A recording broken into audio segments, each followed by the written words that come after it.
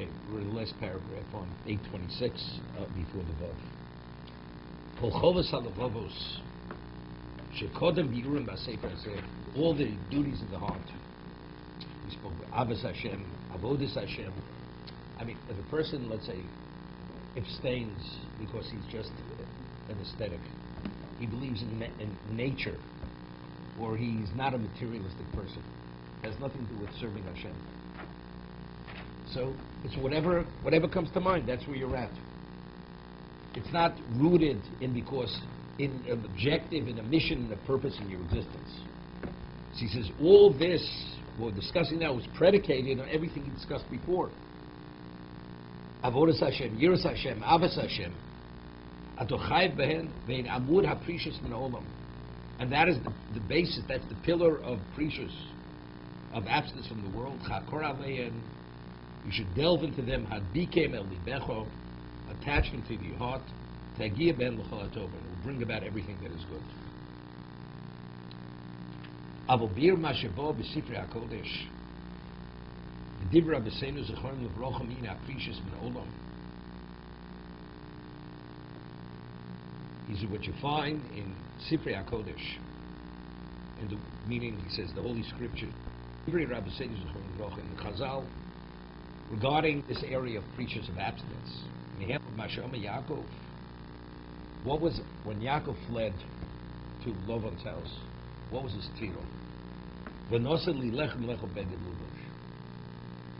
talking the bare minimum. Yaakov said, all I want to be provided with is bread and clothing to clothe my nakedness.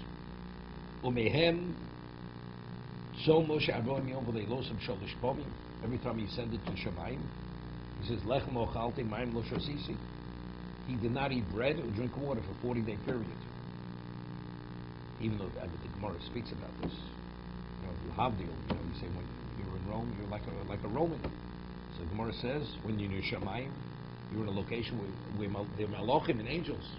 So because it's a location where the beings that are there do not eat, there's no food consumption, Moshe Rabbeinu took on that so-called that function, and Hashem provided because it was a location. It's not a physical location. It's not because of abstinence, right? Although from Chazal you see that's not it. Chazal say when Moshe Rabbeinu shared with us, Lechem lo chalti mayim lo shosisi. What was he telling us? And if they eat bread and they drink water, it's totally irrelevant to us, right? So the Yalkut says what Moshe Rabbeinu was telling us, that the reason why I had a capacity to acquire Torah as I did, Kishem shemasarti domi v'chel bioleo, as I gave my blood and my fat, meaning he wasn't physically was diminished because of this Moshe Rabbeinu. Kishem shemasarti domi v'chel bioleo, and only through that I acquired Torah. If you want to acquire Torah, you have to be willing to sacrifice your physicality. When you sacrifice and compromise your physicality, then you have a greater capacity for spirituality. That's what Moshe Rabbeinu was communicating to Klal Yisrael by sharing the fact that he did not have bread and water for 40 days and 40 nights when he was in Shemayim. Even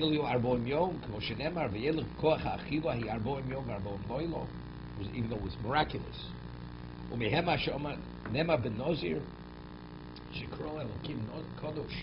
Nazir, he abstains from wine and any grape product. Grape derivative. He's called the Kodesh. Right? It's Kodesh Yeh Gadol Pera. During a 30-day period of abstinence from this area, he's called Kodesh. Moshe Nemar called Yemei Nizor Kodesh Hu Lashem. Moshe Pozak Mi Pri Agefim Gidol Sar Rosh V'Levod.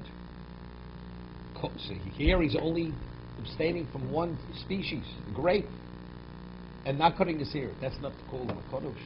So you can imagine if a person abstains from all material, how much more he would be considered a Kodesh. A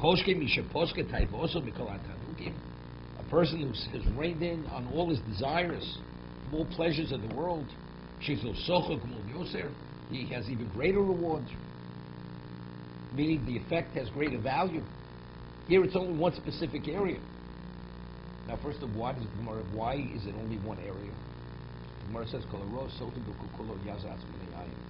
Torah juxtaposes the portion of the Sota to the portion of the Nazir.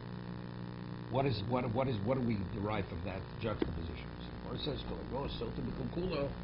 you see the woman, she was given the water to drink, and she did commit adultery. So now, how did this all begin? Why did she commit adultery? You think it began just they committed adultery? It started with drinking. They had some wine. They had, and that one thing led to another. So you see what wine could bring to.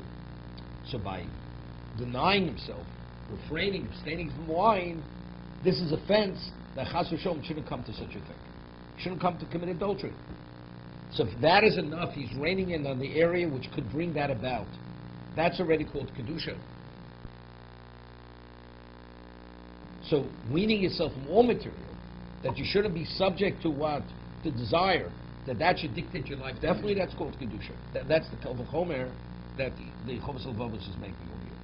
Not cutting your hair, just because.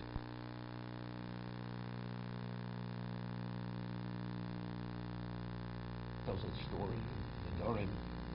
Shimon HaTzadik was a very special Kohen Gadol. Even where every year they would Kohanim Gedolim, because he would never make it out of the Kodesh Kadoshim. He would actually die there. They'd have to pull him out with a rope. Shimon HaTzadik officiated for 40 years. Only bracha during his reign of 40 years. During his service, it was only bracha. So it says he never ever ate of the korban of a Nazir, except there was one incident he ate of the korban of a Nazir. And they asked him, why? Let's say a person accepts Nazarene for himself. It's not so simple.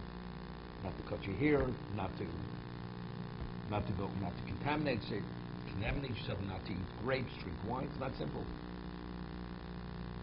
The person becomes contaminated. After a while, the person actually could regret.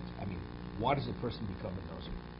He has many reasons, many motives.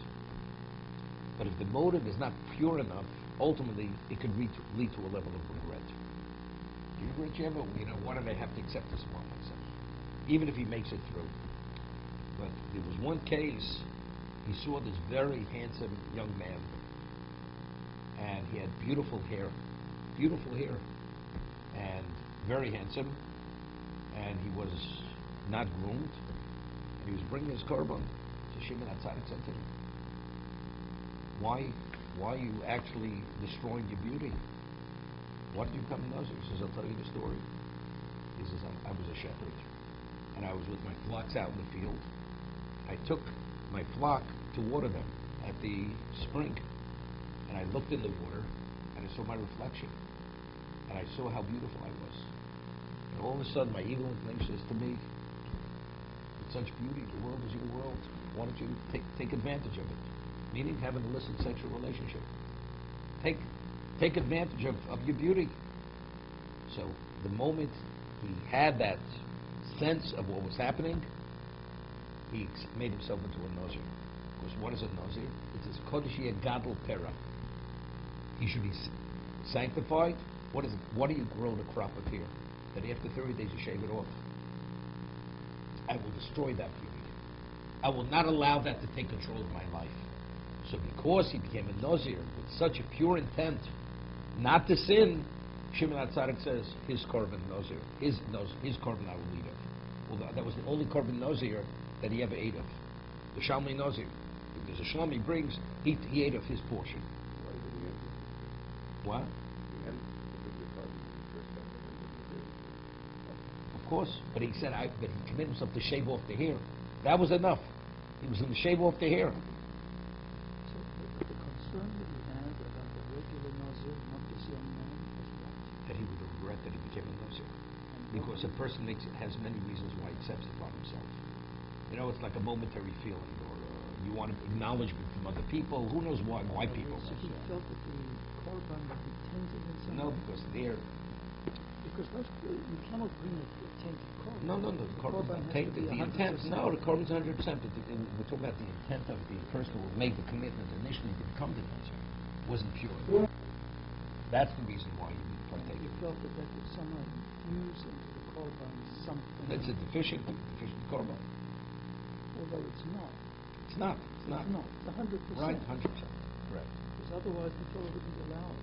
That's what No, but he's pointing out over here, if a person is considered Kodesh only if he's taking control of his life in one small area, from wine, and not cutting himself. If one totally takes control of his life, as he discussed before, regarding his senses, regarding what he eats, what he looks at, what he touches, what he listens to, everything, definitely is a Kodesh. But after everything said and done, it doesn't have to be Chatos also. He said he denied it, so it's now. Okay, so it's the Ramban. You know, that because since he was on such an exalted level, he's bringing Chatos from leaving that exalted level, coming back to an ordinary level.